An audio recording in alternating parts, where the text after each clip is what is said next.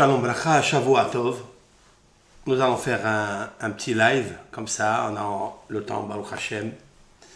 Samedi soir, aussi, il faut le sacraliser, le prendre, le consacrer à l'étude de la Torah, qu'on va faire ensemble, à un sujet très particulier, qui est en rapport, bien sûr, avec Moshe Rabbeinu, avec le Melech HaMashiach et l'actualité. L'actualité que nous vivons aujourd'hui dans notre époque en 5778. Et je m'adresse à tout celui qui nous visionne d'écouter attentivement ce shiur. Il est plein de messages, plein de connaissances et peut-être des petites prophéties que nos sages ont transmis et déceler en même temps les valeurs qui sont écrites dans notre Torah. Je vais prendre maintenant le Midrash Rabbah. Dans le Midrash Rabbah, donc il y a 1500, 1700 années en arrière. Il est inversé dans Shlomo HaMelech, dans l'Ecclésiaste du roi Salomon, Kohelet. Ma shehayahu sheyeh. Qu'est-ce qu'il dit Shlomo HaMelech dans ça? Ce qui était avant, c'est ce qui arrivera après. Ma shene'asa ou shene'ya'ase. Ce qui a été fait avant, c'est ce qui se fera après. Au passé, au futur. En hadash tahat hashamesh. Il n'y a pas de nouveauté sous le soleil, c'est-à-dire dans ce monde de l'action. Il n'y a aucune nouveauté. Tout est fait, tout est écrit, tout est inscrit, tout est gravé. Et tout est fait. Ce qui a été fait, il va se refaire. Comment le Midrash commente ce verset-là? Plusieurs avis. Rabbanan Amré. Je vais citer le Midrash parce qu'il est important. Nos Rabbanan, ce sont plusieurs rabbins, disent les Atid Lavo, à l'avènement messianique, Mitkansin Kol Adorot, vont se rassembler, se réunir toutes les générations. L'Ifnei HaKadosh Baruch Hu, devant l'Éternel. Ve'omrim lefanam, et ils vont dire devant lui, Ribono shel olam, maître du monde. Mi yomal lefanecha shirat tehila. Maintenant qu'on voit la grandeur de HaKadosh Baruch Hu, nous voulons savoir qui, devant toi, Hachem, va dire le premier un cantique. Très intéressant que l'Éternel, il attend que tous les peuples chantent à Hachem. Lou HaKadosh Baruch Hu. Maintenant, on est tous ici. Melech HaMashiach, il est là. Qui va chanter le premier? Ve'omer lahem.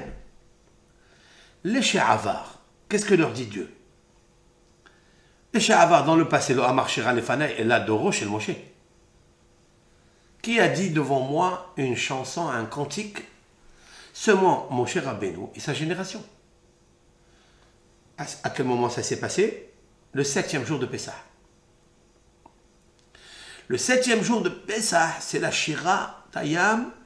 Nous avons vécu un grand miracle, l'ouverture de la mer Rouge, et le peuple d'Israël, 600 000 personnes sont passées, et des hommes, et des femmes, et des enfants, et des animaux sont passés. Ça c'est confirmé, personne dans le peuple d'Israël n'a contesté ça. C'est authentique, ça c'est réel. Nous avons dit que maintenant, il y a même des professeurs égyptiens qui ont trouvé des monticules de cadavres, des ossements de chevaux, des roues, des charrettes qui datent depuis le pharaon. Même une épée, on peut le voir, on peut ouvrir les ondes, on peut ouvrir les Facebook et tout ça et on voit tout ça. C'est émettre, c'est pas... On n'a pas raconté des choses pour inventer. Non, on a vécu ce miracle. Didier Akelbourou, qu'est-ce qu'il veut chanter? Ben, c'est Moshe Rabbeinu, il a chanté devant moi, le premier, avec les 600 000 personnes. Le Yom HaShira Lefana Elahu. C'est lui qui dira devant moi la chanson. Maetama, quelle est la raison? Chez Nehemar, il est marqué dans Ésaïe. Ésaïe, vous pouvez regarder là-bas dans le chapitre 42. Shiru l'Adonai shir hadash. Tehillato bikse haaretz. Yordeh hayam umlo'o. Qu'est-ce qui est marqué dans cette prophétie d'Ésaïe? Chantez à Hachem un chant nouveau. Tehillato bikse haaretz, c'est-à-dire sa louange à l'extrémité de la terre. Yordeh hayam, ceux qui sont descendus à la mer. Umlo'o. Qui sont descendus à la mer? C'est Moshe Rabbeinu avec le peuple Israël. C'est lui qui chantera Shir Hadash, un nouveau chant. Et là, j'attire l'attention. Shir Hadash, c'est un chant nouveau, pas au féminin Shira Hadasha. Shir, c'est un cantique qui aura plus un cantique derrière lui. Shirat Hayam, le cantique de la mer Rouge, il y a eu après des chansons derrière. Shira, c'est au féminin, comme une femme enceinte. Elle donne des enfants. D'accord? Il y aura d'autres chansons, d'autres enfants, d'autres révélations. Là, on chantera Hachem Shir Hadash. Ça sera le dernier chant que l'on chantera à Kadosh Baruch Hu. Qui va chanter cette chanson-là? Moshe Rabbeinu. Maaseh, il y avait une anecdote. Veshalha Malchut, elle a envoyé Malchut, chaque fois qu'intervient le mot Malchut, le royaume, quel royaume? Chaque fois que le Midrash nous parle de Malchut, Malchut Hasha'a, c'est-à-dire Edom. Esel Rabotenu ve'amra lahem. Shalhu lefanai klospanos ehad, mishelachem. Rome a envoyé, donc du Vatican, de Rome, ils ont envoyé en Eretz Israël, envoyez-nous un luminaire, un clairvoyant. Envoyez-nous une torche. On veut qu'un seul.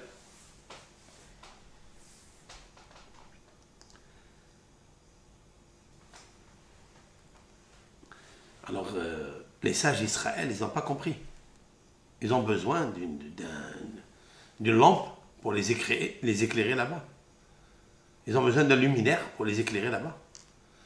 Ils ont tellement d'argent, tellement d'or, tellement de pierres précieuses. Ils ne veulent pas, en fait, un luminaire physique. Lumière.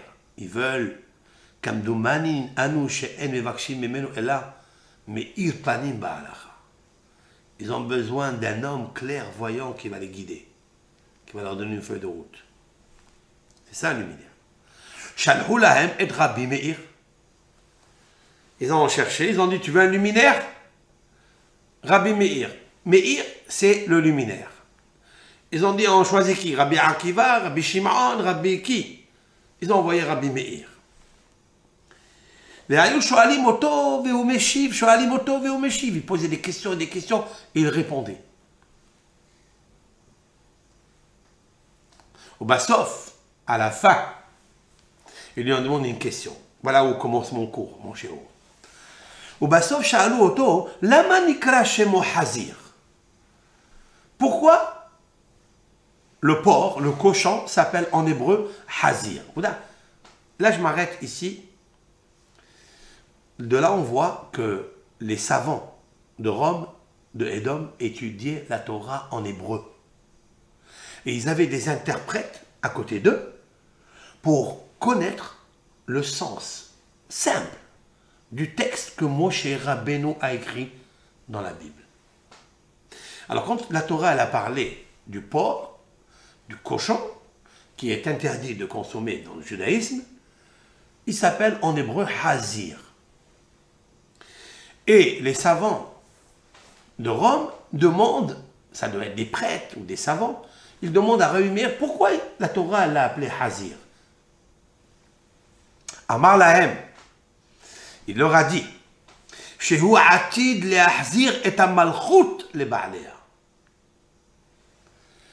Parce que un jour, Rome va rendre la royauté à son propriétaire. Voilà ce qui est marqué ici dans le Midrash. Là, je suis dans le Midrash Rabbah, pour celui qui veut vérifier, la paracha Aleph. Midrash Rabbah dans Kohelet, sur le Passouk. Ce Midrash intervient sur le Passouk que je viens de dire, Mashéaya Hoshei. Ok? Donc, il s'intéresse à savoir pour qui s'appelle Hazir. Ils lui ont demandé d'autres questions, et d'autres questions, et d'autres questions. Il a tout répondu. Mais nous allons nous installer sur ça. La manikra chez moi Hazir. Voilà, point à la ligne. Maintenant, je vais aller un peu plus loin.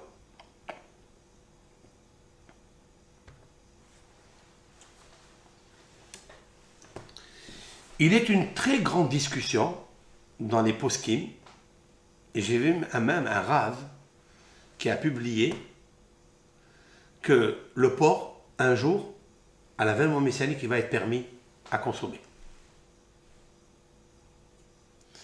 Et ça, il faut faire très attention à cette halakha. Est-ce que oui ou pas? Il y a beaucoup d'encre qui s'est versée et beaucoup de plumes qui se sont cassées dans cette halakha. D'après le midrash que je viens de dire, c'est quoi? Ça n'a rien à voir. Pourquoi il s'appelle Hazir? Parce que le Hazir, il va être permis un jour. Alors Hazir, ça vient du mot Hazara. Hazara, il va revenir au kasher. Maintenant, il est interdit, mais il va revenir au kasher. Un jour, il sera permis de consommer. Comme ça, il y a qui ont compris. Quand je dis il y a, ce n'est pas des personnes simples. Plusieurs rabbanim, notamment le Radbaz, notamment le Rabbi Haim Ben Attar, notamment le Hatam Sofer, notamment, il y a même le Rabbi Haim Vital. Je vais vous lire quelque chose de Rabbi Haim Vital, l'élève intime de Harizal, il a compris comme ça aussi. Mais ils se sont basés sur un midrash qui n'est pas celui que je viens de citer maintenant. Le midrash sur lequel ils se sont appuyés, c'est le midrash qui dit la manikra chez moi Hazir. Pourquoi il s'appelle Hazir? Mais pene chez Atid la Hazor les hétéros. J'explique. Parce qu'un jour, il va revenir à sa permission. Ils ont compris que le Hazir, si on donne ce texte-là, qui est décroché de ce que nos sages ont dit dans un midrash qui est... On ne sait pas où il est, ce midrash. Nous avons cherché dans tous les midrashim, nous n'avons pas trouvé celui-là. Pourquoi il s'appelle Hazir? Parce qu'un jour, il va redevenir Hazer, les héters, il va revenir à sa permission. D'accord? C'est un midrash introuvable. Introuvable. Le midrash que je viens de vous citer, il dit autre chose. C'est marqué que Rabbi Meir, ils lui ont demandé, les prêtres et les savants de Rome, ils lui ont demandé, Rabbi Meir, pourquoi il s'appelle Hazir? Ben, il leur a répondu parce qu'un jour, le Hazir, il va rendre la royauté à son propriétaire. Ça, c'est magnifique. Ça, c'est extraordinaire. Alors, pour comprendre bien ce midrashim-là, il nous faut savoir qu'il y a un autre midrash, il y a le Kuchimoni et Tanhuma, ce sont des midrashim il y a 1500 années. C'est qui le Hazir? À quoi la Torah, elle fait référence quand elle parle du porc? Parce qu'il nous faut savoir, dans la Torah, il y a 4 interprétations. Il y a celle qui est la lecture du texte, le sens littéral.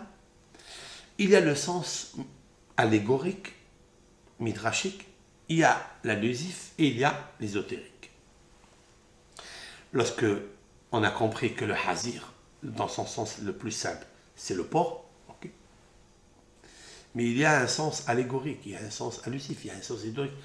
C'est quoi, demandent nos sages? quelle est la galoute qui correspond à cet animal qui est le porc? Qu'est-ce qu'il a de particulier? C'est qu'il a des sabots fendus. Ça, c'est un signe de cachère, mais il lui manque un deuxième, c'est de ruminer. Et ne rumine pas. Ve'eta hazir, dit la Torah, et lorsqu'elle parle des animaux interdits à consommer, elle nous dit Ve'eta hazir, et le hazir, le porc, qui m'affrise par sahou, ve'gera loïgar. D'accord? Et il ne rumine pas. Donc il lui manque un deuxième siman pour être cachère.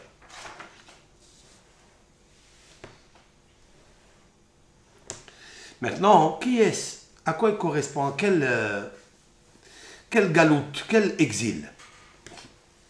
Le Midrash dit Zé galoute Edom. C'est la galoute que nous sommes aujourd'hui dedans. La quatrième galoute, Ve'eta Hazir, c'est galoute Edom. Donc, Rabbi Meir, qui se trouvait dans galoute Edom, puisqu'il y a 1900 années, que Rabbi Meir était, c'est après la destruction du deuxième temple, qui a été détruit par Titus. Donc, après, ils ont amené Rabbi Meir, qui n'a pas vu le deuxième temple. Il a vécu 100 années après la destruction du deuxième temple.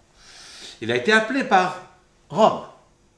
Ils lui ont dit, le Hazir que nous sommes, c'est-à-dire Rome, pourquoi vous l'avez appelé Hazir dans la Torah? Alors il leur a répondu, parce qu'un jour, vous allez rendre le Beth Amikdash et sa construction. Vous voyez ce que ça veut dire? Vous allez redonner la terre d'Eretz Israël. La capitale de Jérusalem, c'est Eretz Israël. Oui. Et cette capitale, vous allez la rendre en Israël. Et vous allez reconstruire le temple. Voilà ce qu'il leur a dit Rabbi Meir. Vous écoutez ça? Ça, c'est un midrash qui est très fort. Je vais vous lire un autre midrash. Très intéressant. Oui? Nous, on sait que la Malchoute, c'est Yerushalayim. La Malchoute? Parce que vous avez dit, vraiment, la Malchoute, à son... La Malchoute, non. La Malchoute, c'est pas Yerushalayim. Yerushalayim, c'est une ville. Il va ramener la royauté d'Israël à Israël. Ça veut dire que Melech HaMashiach, le roi d'Israël, la tribu descendante de David Améler, qui est le roi, Shlomo, etc., il va leur rendre la Malchoute et il va leur laisser cette Malchoute-là. Ça passe par la terre. Ça passe par la terre. Ça passe par ici. La Malchoute, ils vont reconstruire le Beth Amikdash. Comme ça, il aura répondu Rabbi Meir. Maintenant, nous allons regarder un autre midrash qui est très très intéressant. Le midrash dit, je vais trouver la chose, voilà. Le voilà.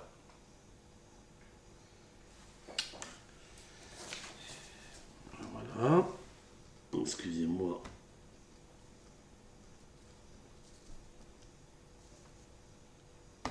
Voilà. Deuxième midrash que je vous ai apporté parce qu'il est très très très important. Il est marqué comme ça. Vashem olech lifnehem yomam. Alors là je reviens au texte, il est écrit dans l'Exode, dans le chapitre 12, verset 23. Oui. Vashem olech lifnehem yomam. Et l'Éternel marchait avec le peuple d'Israël dans le désert le jour. Ve'amud esh laïla. Et la colonne de nuée de feu la nuit. Le Midrash s'interroge. Efshar, l'omar ken. Est-ce qu'il est possible de dire une chose comme ça? Va'alo kvar ne'emar. Il est déjà dit dans d'autres versets, dans les prophéties d'Ésaïe, de Jérémie, pardon. Halo et hashamayim be'et haaretz ani malé ne'um Hashem. Voici les cieux et la terre, je remplis parole de l'Éternel. Et il est marqué Vekarazé, Ezé, Ve'amar. Les anges, lorsqu'ils veulent sanctifier le nom de Dieu dans le ciel, l'un donne la permission à l'autre et ils disent Kadosh, Kadosh, Kadosh, Melo Kol Haaretz Kevodo. Ce verset, il est écrit dans Ishaïa. Il est marqué un autre verset. Hine Kvod Hashem Elohei Israël. Ça, c'est dans Ésaïe. C'est dans le chapitre 6, verset 3. Hine, voici, Kvod Adonai, l'honneur, la gloire de Hachem, Elohei Israël, le Dieu d'Israël, Ba, Miderech HaKadim, de l'Est, Vekolo Kekol Maïm Rabim. Et sa voix, elle est comme la voix des eaux puissantes de la mer. Et la terre se remplit de sa lumière.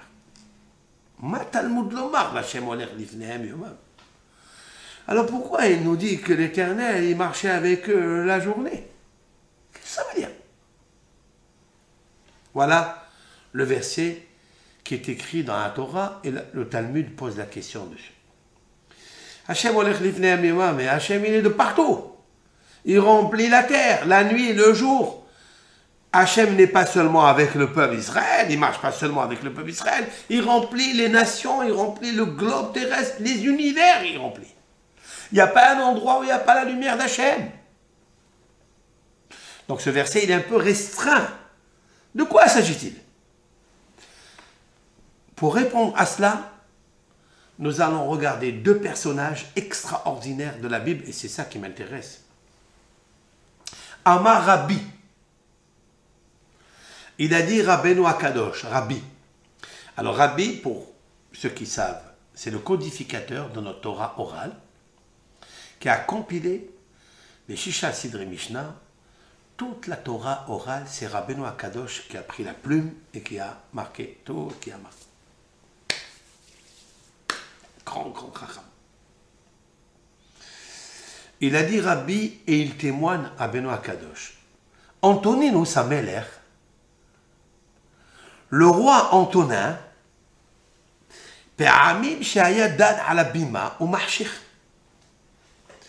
Vous savez que Antoninus, Rabbi, étaient très fusionnels ensemble. Antoninus, le roi de Rome, c'est celui qui était à Césarée après la destruction du temple, au temps de Rabbeinu Akadosh. C'est-à-dire là, il y a 150 années après la destruction du temple. À Césarée, ils se sont fixés là-bas tous les rois des Romains. Parmi les rois, parmi le plus grand, c'était Antoninus, Antonin, le roi. Rabbeinu Akadosh avait des grandes discussions avec lui. Antoninus, des fois, il faisait des discours. Et Rabbeinu Akadosh, il assistait à son discours. Le témoignage de Rabbeinu Akadosh, Antoninus Amelech Pe'amim, plusieurs fois, chez Hayadan, il faisait des jugements à l'abima sur l'estrade, au marchir, jusqu'à la nuit. Jusqu'à ce qu'il faisait nuit. Et ses enfants, avec tous les disciples, hein, ils restaient avec lui et il faisait nuit. Une fois qu'il est descendu de l'estrade, lui-même il prenait la pile, la torche, et il éclairait à ses enfants. Alors, c'est lui qui devançait ses enfants et leur disait maintenant c'est moi qui vous éclaire, venez avec moi. Et il traversait la rue avec la torche.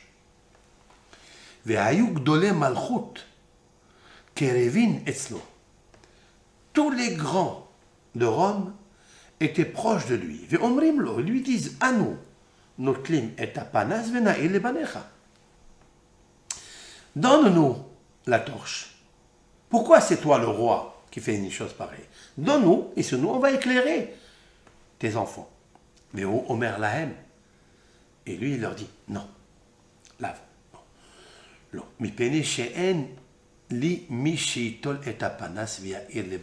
Et là, il dit, non, c'est moi qui vais éclairer mes enfants. Écoute bien ça.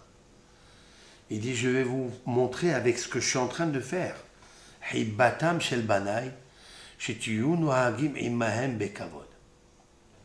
Oui. Pourquoi je fais une chose pareille?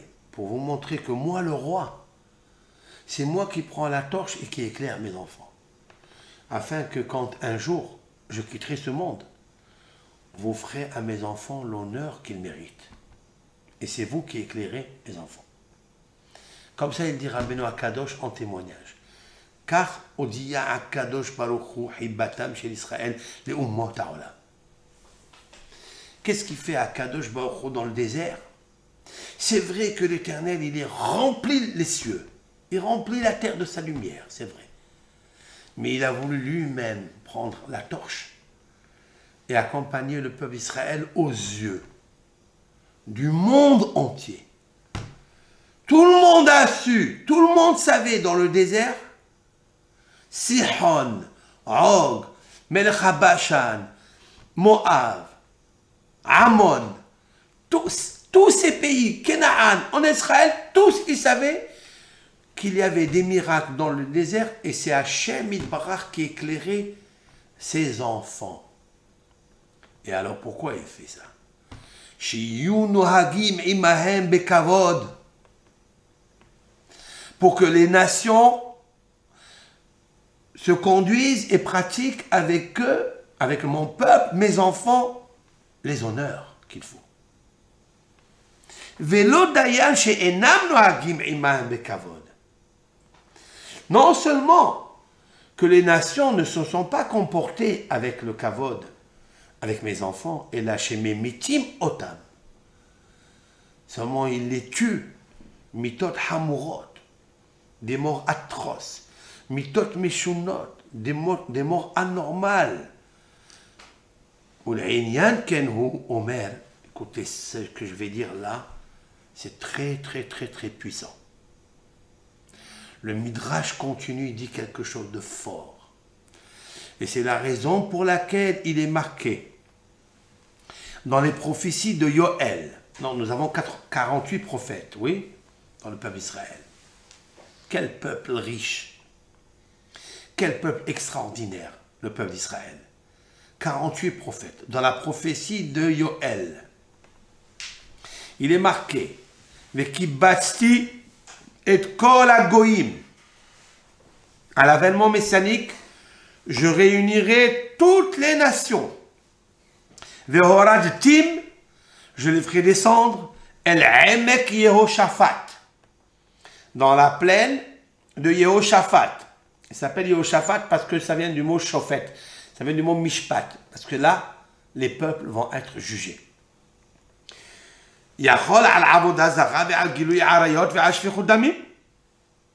Est-ce que je vais les juger parce qu'ils ont commis l'adultère, l'idolâtrie et le crime?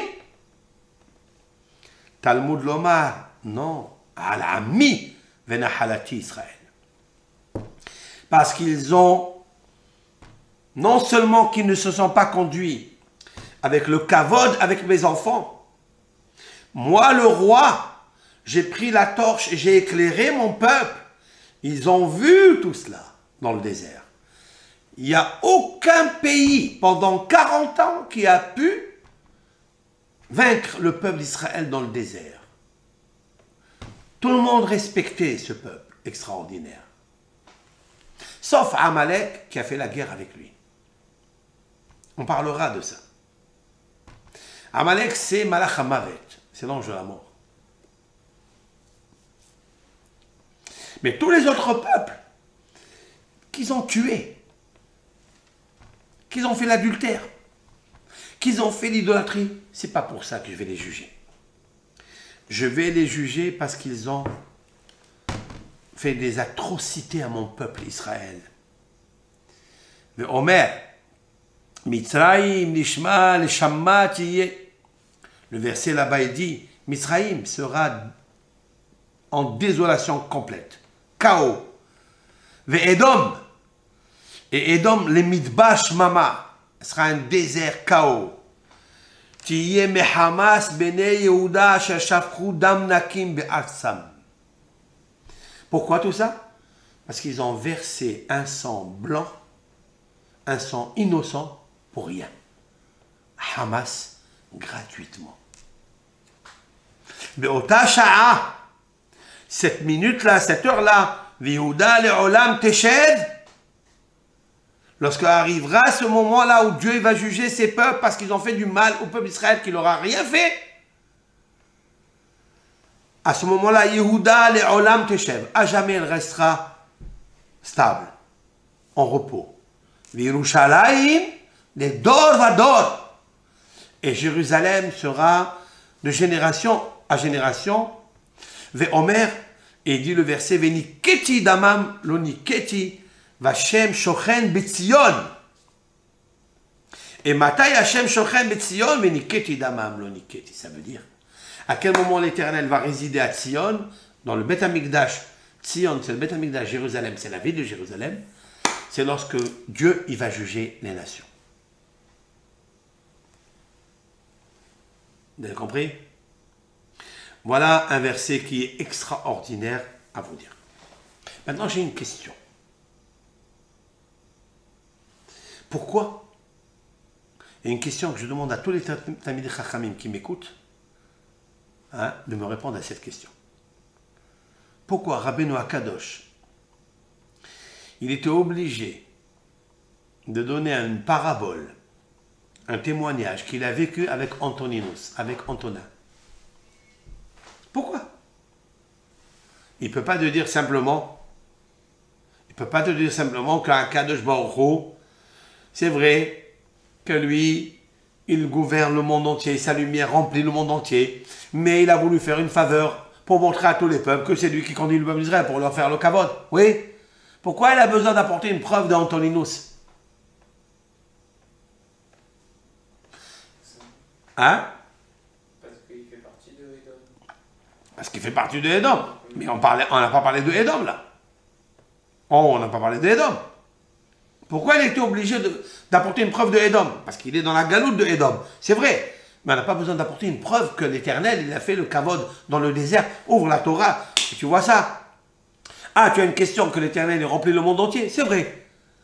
Mais il a voulu montrer particulièrement un protocole spécial réservé au peuple d'Israël. Ça, il peut le dire tout court, sans apporter une preuve d'Antoninus. Il est roi, Antoninus. D'accord.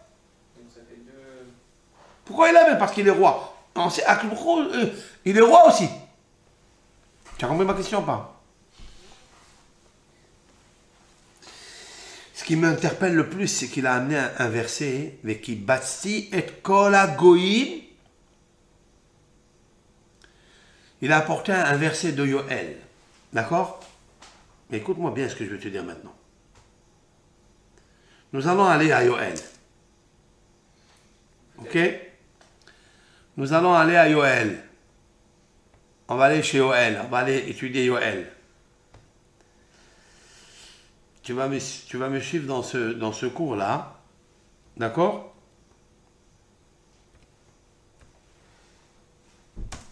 Ok?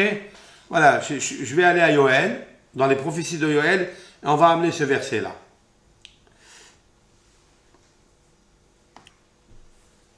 Je vais vous le lire. Vous allez écouter ça. Vekibatsi et kol hagoyim, je vais réunir toutes les nations, pour ceux qui nous écoutent et ceux qui ne sont pas de notre communauté juive. Je leur demande, s'il vous plaît, d'écouter, de prendre la Bible, de traduire avec moi ce qui est marqué. Le Midrash a apporté une référence de Yoël. Cette traçabilité qu'il amène est très importante. Et c'est avec ça que je vais répondre pourquoi Rabbeinu Akadosh il a choisi d'apporter une preuve du roi Antonin pour répondre à la question du Midrash, alors qu'on n'avait pas besoin de ça. Mais pourquoi l'Éternel va réunir les nations? Pour les punir, parce qu'ils n'ont pas fait le kavod au peuple d'Israël. Ça va arriver. Et c'est une des prophéties de Yoël. Vekibasi et kol hagoyim, je traduis. Je réunirai toutes les nations. Veorad tim, je les ferai descendre. El emek et Yoshaphat. Donc dans cette vallée, dans cette profondeur de Yoshaphat. Venishpakti imam. Sham. Je leur ferai le jugement là-bas. Ça veut dire on va dialoguer, on va discuter. Pourquoi tout ça? Al-Ami, pour mon peuple Israël. Venahalati, mon héritage Israël. Asher pizeru bagoim, qu'ils ont dispersé dans les 70 nations. Ve'et arsi hilleku, et ils ont divisé ma terre. La division de la terre d'Israël se fait par l'expulsion du peuple d'Israël de Eretz Israël, qui est leur pays, qui est leur terre, que Hachem il a donné à Abraham, il a promis à Abraham, il a donné à ses enfants, comme il est marqué dans la Torah, comme il est marqué dans la Bible. Ça aujourd'hui, même des pasteurs, même des curés, même des Arabes, des musulmans, qui sont instruits, ils le témoignent, disent c'est marqué comme ça, dans la Torah, que le peuple d'Israël va revenir à sa terre.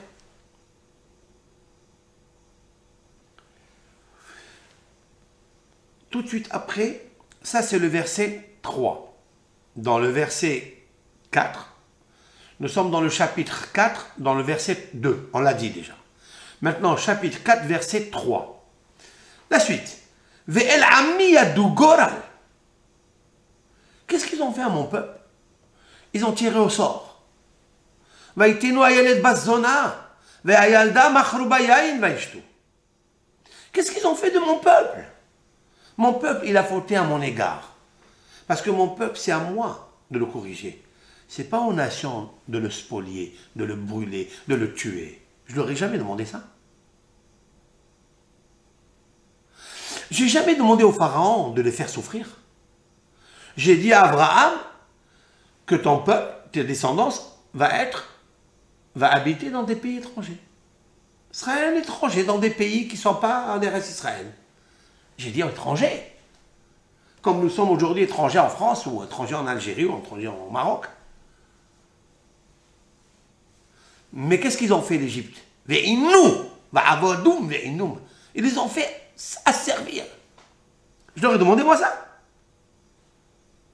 Pour ça, le pharaon, je vais le faire ressusciter. Et je vais lui demander qui t'a fait une chose pareille. Maintenant, la question est de savoir, quand je dis ressusciter, on dirait que c'est des blagues. Mais la résurrection, elle va exister. Et je y crois à 100%. Pas un demi, 100%. Mais il faut que le tikkun à Shalem, Bemalchut Shaddai, il arrive. Il faut que nous, le peuple d'Israël, on fasse le tikkun à Yesod. Voilà. Qu'on fasse tchouva sur tous les péchés qui correspondent à l'organe sexuel. Lorsque cela sera corrigé, Hakadosh Baruch Hu amène la Malchut. Parce que dans les Siphiroth, il y a 10 jusqu'à Yesod. Yesod, c'est le fondement, c'est le Brit Kodesh. Avec Malchut, c'est la royauté. Yesod, c'est Beth Amikdash, c'est Jérusalem. Et Malchut, c'est le Beth Amikdash. Tzion. D'accord? Qu'est-ce qu'ils ont fait de mes enfants? Qu'est-ce qu'ils ont fait? Ils les ont dispersés. Ils les ont spoliés. Ils ont divisé la ville. Ils les ont envoyés à être des prostituées. Les petites filles, ils les ont vendues Bayaïn pour acheter des barils de vin et boire et se saouler en Eretz Israël. Vegam, ma atem li, Hatzor v'Tzidon v'chol glilot paleshet agmul. Il a dit, qu'est-ce que vous m'avez fait, vous? Il dit, Ad me'at, kal mehera ashiv gemulchem beroshchem. Il dit, rapidement, je vais ramener la punition sur votre tête. D'accord? Voilà ce qui est marqué ici. Mais quand ça va arriver, ça? Écoutez bien, quand ça va arriver? Le flair, le flair. Qu'est-ce qu'il dit, le flair? Le flair, il dit comme ça. Ce passouk-là, suivez avec moi. Si vous comptez 40 lettres, à partir de Veish ve Nishpati, je vais les amener, toutes les nations, je vais les réunir à Emek et Oshaphat ve Nishpati, je vais faire un jugement avec eux, oui. Nishpati, ça s'écrit avec un tête. C'est pas la Bible en français. Je ne parle pas de la Bible en français. Je parle de la Bible en hébreu. Pour ceux qui m'ont demandé beaucoup de questions sur la vidéo numéro 320, qui, Baruch Hashem, est devenue virale. Il y a plus de 67 000 vues, avec 280 000 minutes d'écoute. Elle n'a même pas 3 mois. Parce qu'il y a une vérité dedans. Il y a un rôle de M. Trump, qui est un homme, mais qui a un bon rôle. Il cherche une certaine vérité, je ne sais pas laquelle. Je ne pense pas qu'il le fait par la politique, je ne pense pas. Parce que si tu fais ça par la politique, il peut attirer sur lui des ennuis. Il attire sur lui des méchancetés, des injures. Je pense qu'il a fait parce qu'il fait une teshuva à l'intérieur de lui. Écoutez ce que je veux dire. Il ne fait pas ça pour rien. Pourquoi tous les autres présidents se sont rétractés? Pourquoi? Parce qu'on veut faire ce qu'on appelle hanifout. À l'un et à l'autre, et à l'un et à l'autre. Lui, il ne fait pas de hanifout. Lui, je pense qu'il a quelque chose à l'intérieur de lui, un nitsutsa kedusha, une certaine étincelle divine, spirituelle qui se réveille en lui pour faire teshuva. Il me semble. Quand est-ce que ça va arriver que cette période-là? Elle peut arriver dans notre temps. Pourquoi? Si l'ambassade américaine, qui est la puissance aujourd'hui, une des plus grandes puissances du monde, elle déplace l'ambassade et elle va à Jérusalem, qui, pour lui, pas seulement lui, 50 millions d'êtres humains dans chaque pays qui est là-bas, ont donné le verdict que nous voulons aller là-bas. Ça nous intéresse pour Jérusalem. Peut-être pour lui parce que le Christ, il est né là-bas. Jésus est né là-bas. Jésus est juif. D'accord? C'est vrai que pour nous, le Ham Israël, il est un peu détourné. Il s'est dévoyé. Il n'a pas écouté les sages plus grands que lui. Il n'a pas écouté ce que Moshe Rabbeinu a dit à 100%. Parce qu'il a voulu un petit peu arranger la Torah. Ça, il n'est pas permis d'arranger la Torah. Le texte intégral, il faut l'accomplir. Comme il a écrit Moshe Rabbeinu. Ok? Alors maintenant, peut-être pour ça. Alors écoutez bien ce que je vais vous dire. Si vous prenez une séquence de 40 lettres, et je vais vous dire après pourquoi 40, très intéressant. Qui bassi et kolagoim velatim. Vous comptez à partir de Venishpati, le tête. Vous comptez 40 lettres à partir de tête, oui? 40 lettres. Vous allez tomber sur le Resh, dans le même verset, Arti, Mater. Écoute bien ça. Hein? Ils ont divisé Mater. Je vais les juger parce qu'ils ont fusé, diffusé, éparpillé mon peuple parmi les nations. Ils ont voulu répartir ma terre. La diviser. L'un, ils lui ont donné ça, l'autre, ils lui ont donné ça. C'est les Romains qui ont fait ça. Oui. Dans le Resh de Artsi, donc la tête et Resh. Pasuk Gimel, verset 3. Ve'el ami machru goral vaitenu hayeled bazona ve'alda machru. Ils ont vendu les petites filles, machru, même.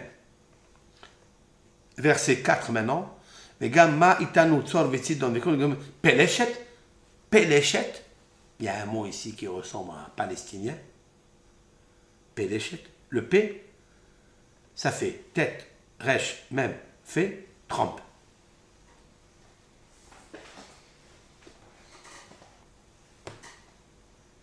Ça veut dire quoi? Qu'est-ce que je suis en train de dire là? Ça veut dire que c'est un événement historique unique dans le monde depuis que le monde est monde. Qu'une personne, comme lui, il monte au pouvoir alors qu'il était inespéré. Personne n'a pensé qu'il va monter. Donc, toutes les statistiques lui ont donné la chute libre. Il est monté très très haut. Qui l'a fait monter? C'est Akadosh Baruch Hu qui l'a fait monter. Qui est-ce qui l'a fait monter? Cet homme-là, il décide, il va le faire. Il va rendre la capitale d'Israël, Jérusalem. Il veut se déplacer là-bas parce qu'il sent que Jérusalem, c'est quelque chose d'extraordinaire. C'est tout. Maintenant, écoute, ce verset-là, c'est Rabbeinu Akadosh qui l'a amené. Pourquoi il a amené celui-là? Pour ma part, hein, je vous dis quelque chose qui est pour ma part. Hein. Qui est Antonin? Antonin a fait Teshuvah. Antonin, c'est le meilleur ami de Rabbeinu Akadosh. La maman de Antonin, c'est elle qui a allaité Rabbeinu Akadosh. Elle a allaité Antonin, elle a allaité Rabbeinu Akadosh parce que les rois, ils avaient décidé qu'il n'y ait plus de circoncision. Comme aujourd'hui, ils commencent à faire des décrets, pas de circoncision, etc. À l'époque, ça existait. Rome a décidé qu'il ne faut pas faire de circoncision. Et la mère de Rabbeinu Akadosh, elle l'a donné à la mère d'Antoninus. Et c'est elle qui l'a allaité, en pensant que c'est sa fille, son fils. Rabbeinu Akadosh, il apporte une preuve de qui? De Antonin. Tu as besoin de porter une preuve de Antonin? Oui. Parce que je vais aller chercher dans Yoel, là où il y a le nom de Trump. Pour moi, Antoninus, Antonin, c'est le Gilgul de qui? De Esav. Esav, il va faire Teshuvah un jour, par Antonin. Et Trump aussi va faire Teshuvah. Parce que pour moi, Trump, c'est la réincarnation d'Antonin, pour moi. Et c'est pour ça que Rabbeinu Akadosh, il apporte ce pasouk-là. Qu'est-ce qu'il a voulu dire? Là-bas, il y a le nom de Trump. C'est lui, Antonin. Je veux dire quelque chose de très fort. Écoutez ça, et je termine. Je vais aller au Tehillim 100. Je termine. Je vais aller au Tehillim 128, verset 5. Yevarechecha Adonai mitzion, ur'e beto v'Yerushalayim kol yemei hayecha. Vous pouvez ouvrir le Tehillim qui est 128, le verset 5, et nous allons lire ensemble. Dans ce psaume, David Amelech, le roi David, donc celui d'où Mashiach va sortir. Yevarechecha Adonai mitzion. L'Éternel te bénira de Tzion, c'est-à-dire de Beth Amikdash. Ur'e, et vous verrez Betov Yerushalayim, le bien de Jérusalem. Kol yemei hayecha, toute ta vie. Il a continué après. Vous prenez après le Tehillim qui est 129. Dans le verset 1, Shira ma'alot rabat seraruni min orai yoma'ana Israël. De quoi il s'agit? Le cantique des degrés. Plusieurs détresses depuis mon jeune âge m'ont fait les nations, dira Israël. Israël, il dit, les nations m'ont fait énormément de mal. Rappelons le Midrash que nous avons cité, que l'Éternel, il va juger les peuples, pas parce qu'ils ont fait de l'idolâtrie, ça aussi, pas parce qu'ils ont tué, ça aussi, mais parce qu'ils ont fait du mal à Israël, pour rien. Il ne leur a rien fait, il leur a fait du mal. Viendra un moment où il y aura un grand jugement dans le monde. Dans la vallée de Yehoshaphat.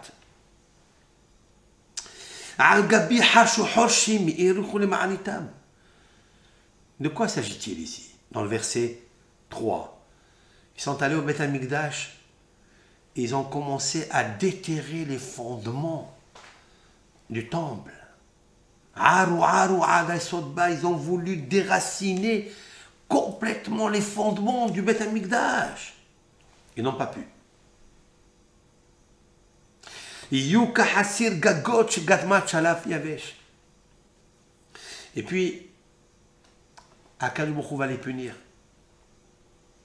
Ils seront comme, vous savez, les petites brindilles d'herbe qui poussent sur les toits. Que lorsque vient le soleil, quand il n'y a pas d'eau, eh bien, il les fait sécher par la force de la chaleur du soleil. Eh bien, tous ces peuples-là qui ont fait du mal, les hommes qui ont fait du mal, Akadosh Baruch Hu, il va envoyer un feu du soleil et il va les sécher comme ces herbes qui sont sur les toits.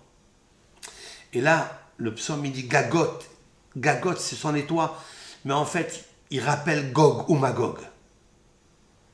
Parce que Gog ou Magog vient du mot Gag, c'est-à-dire le toit. C'est une allusion profonde. Qu'est-ce que je fais avec ce verset-là?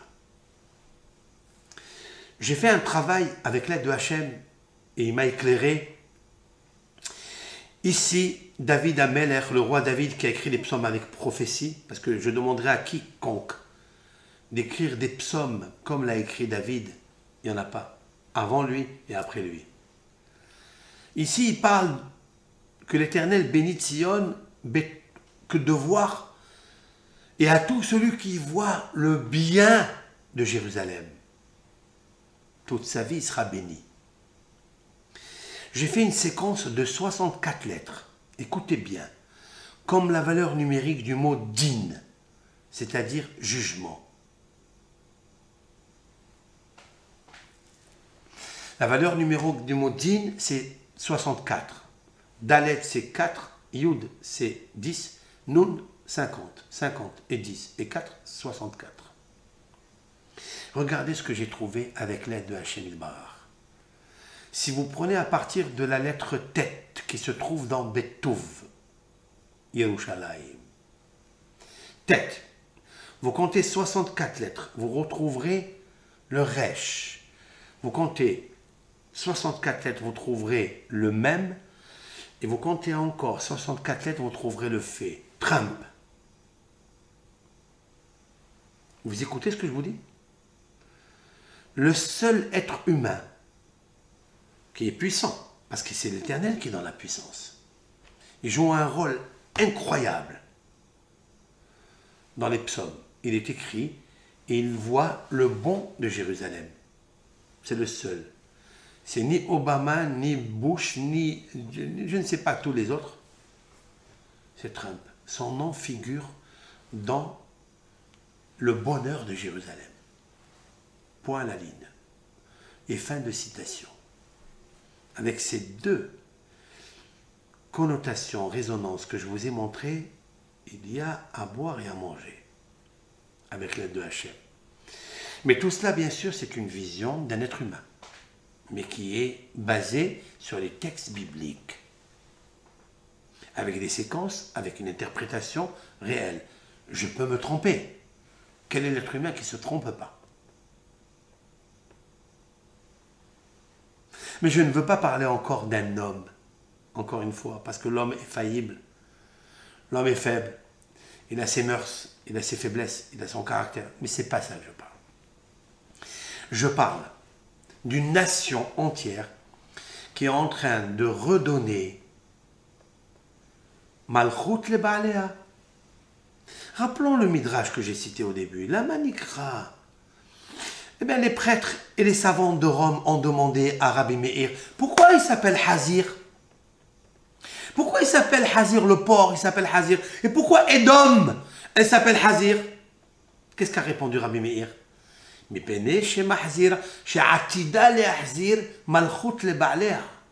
Parce qu'elle va ramener Hazir, Hazara. Elle va ramener, elle va redonner la royauté à son propriétaire, N'est-ce pas ce qui est en train de se produire? N'est-ce pas ce qui est en train d'arriver aujourd'hui? N'est-ce pas? Hein? On est en train de redonner la capitale d'Israël, c'est Jérusalem. Mais où c'est marqué dans l'histoire? Comment saurons-nous? Comment il s'appelle la personne qui méritera une chose pareille? C'est Trump. Il est écrit dans le psaume lui-même, il est écrit dans Yoël lui-même. Donc, il va arriver un moment comme ça, d'après, si l'on peut, un petit peu sage, intelligent de lire entre les lignes, ça veut dire le déplacement va se faire là-bas, et puis cette puissance, quand on va se passer à Jérusalem, donc, elle veut faire quelque chose. Elle veut ramener l'amour qu'il y avait entre Antonin et Rabbeinu Akadosh. Ils vont distribuer de l'or, de l'argent, et tous les nations vont vouloir amener, comme il a dit, Minha, Tcha, Yakrivu. Ils viendront, David Ameller dans les psaumes, il a dit plusieurs fois que les nations viendront et donneront des cadeaux aux grands prêtres de Jérusalem pour construire le temple et embellir et faire la paix dans le monde. Mais ce n'est pas pour les hommes, c'est pour donner la gloire à Akadosh Baruch. Maintenant vous comprendrez, Vadonai holech lifnehem yomam. L'Éternel marchera devant eux le jour, c'est-à-dire qu'il prend le panas, il prend le luminaire et il éclaire le peuple d'Israël afin que toutes les nations le font. Qu'est-ce qu'il a déclaré dernièrement, Trump?